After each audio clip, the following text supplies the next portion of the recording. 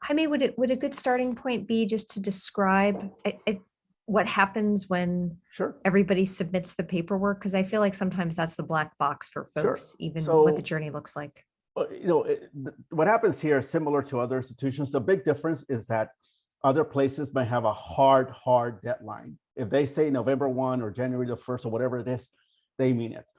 We tend to be more flexible and more forgiving. We give grace both to students and the counselors and teachers, because we just allow things to become complete, especially for first generation under-resourced students.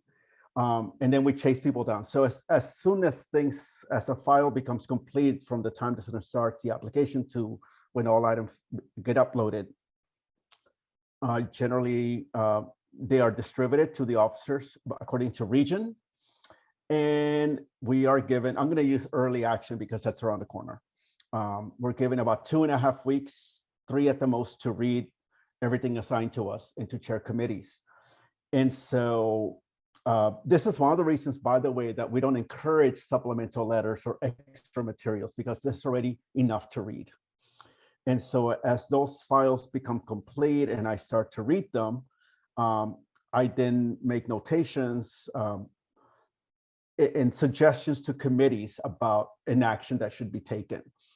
When a file then proceeds to an admissions committee that I may or may not be part of, it is then typically 4 people in that committee, which is a professor, a dean, a student, and another admissions officer. Our process is very old school, is how I describe it. We don't present files as it is done at most institutions. So in that way, letters in particular play a heavy role, because we are not there to break things down to say, this is what it looks like to be in Vegas, Nevada. That is the role of the other officer who sends the file to committee.